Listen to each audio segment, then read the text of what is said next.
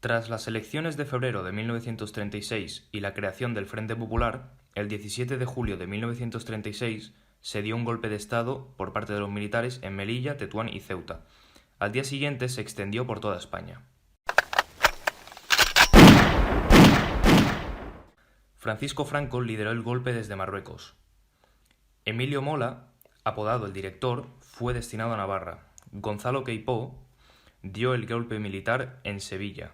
José Sanjurjo, después de su fracaso de golpe de Estado en el 32, fue uno de los líderes de este golpe desde el exilio. Más tarde, él iba a ser el líder de España, pero murió en el 37 por un accidente de aviación, por lo que se puso a Francisco Franco después de la guerra. El país quedó dividido en dos zonas, la republicana y la sublevada o nacional. La sublevación fue apoyada por militares conservadores, grandes propietarios agrarios, la alta burguesía, los monárquicos, los carlistas y muchos católicos. Mientras tanto, la legalidad republicana fue apoyada por militares progresistas, campesinos, la pequeña burguesía, republicanos y partidos de izquierdas.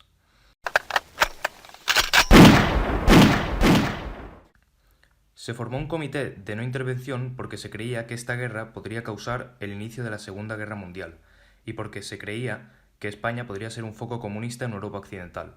Sin embargo, los sublevados recibieron ayuda de la Alemania nazi y de la Italia fascista. También los republicanos recibieron ayuda de la URSS, volviéndose cada vez más comunistas, y también recibieron ayuda de las brigadas internacionales, los cuales eran voluntarios que venían de otros países.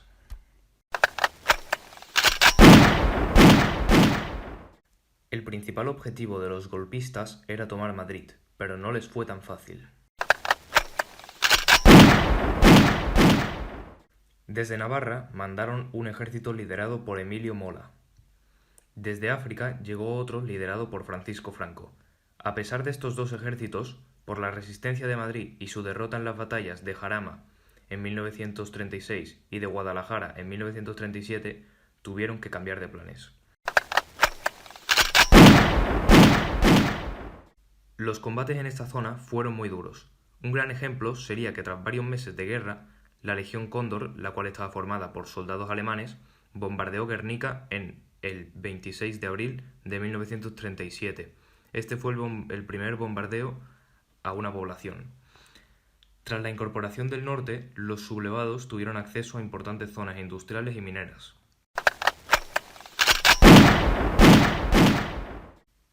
Tras tomar el norte, los sublevados decidieron trasladar la guerra al Mediterráneo para dividir la zona republicana. Para frenar esto, los republicanos lanzaron la ofensiva del Ebro en el 25 de julio de 1938. Fue la batalla más larga y con más participantes. La victoria inicial fue de los republicanos, pero al final la ganaron los sublevados. Esto fue lo que decidió el final de la guerra civil. Terminó tras 4 meses el 16 de noviembre de 1938.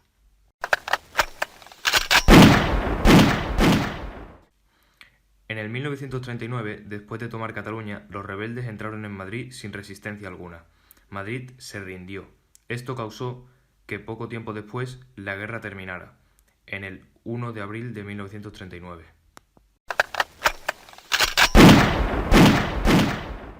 En toda la zona republicana se produjo una revolución social, la cual causó desórdenes.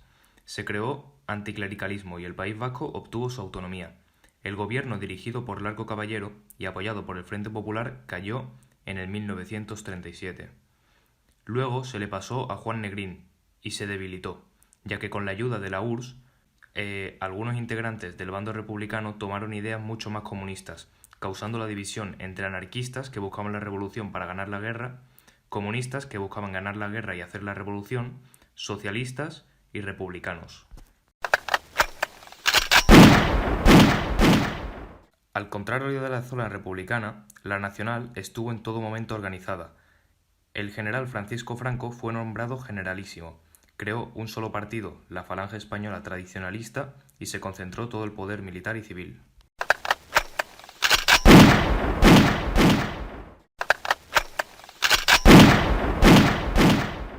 Las principales causas de la guerra fueron el golpe de Estado y, en algunas ocasiones, Alguna gente dice que podrían llegar a ser las maquinaciones de los totalitarismos europeos para preparar la Segunda Guerra Mundial.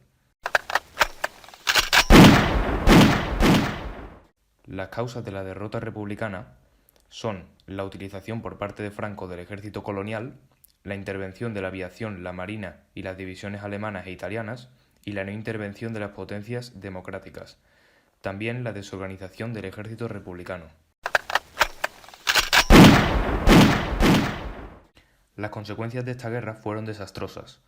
380.000 muertos, 350.000 exiliados políticos, pérdida de las libertades ciudadanas, interrupción durante más de 30 años del desarrollo del país, aislamiento del país.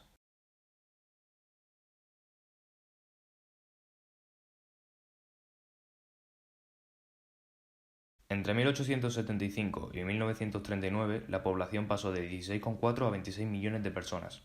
Esto se debió a una disminución de la mortalidad, con excepción del 1918 con la gripe española y de la guerra civil. En cuanto a las migraciones, mucha gente se fue del mundo rural a las grandes ciudades como Madrid o Barcelona. También mucha gente se fue a América Latina. España siguió la evolución económica internacional. En las actividades agrarias todo mejoró con los abonos químicos y la maquinaria, y estas continuaron siendo mayoritarias. En la industria se vio muy favorecida por la demanda de textiles, minerales y acero tras la Primera Guerra Mundial. Se vio impulsada por la Segunda Revolución Industrial y la industria se localizaba en Cataluña, el País Vasco y Madrid. El comercio exterior fue importante hasta la pérdida de las colonias. Sin embargo, durante la Primera Guerra Mundial, España, al ser neutral, tuvo que abastecer a los demás países. La clase alta mantuvo su nivel de vida. A esta clase se unieron algunos burgueses enriquecidos por comercios en la Primera Guerra Mundial. La clase media se incrementó, aunque se mantuvo bastante normal. La clase baja y mayoritaria vivieron en la pobreza y apenas cambió. Esta estaba formada por obreros, campesinos y demás. Los obreros, durante estos años, hicieron muchas huelgas para luchar por sus derechos.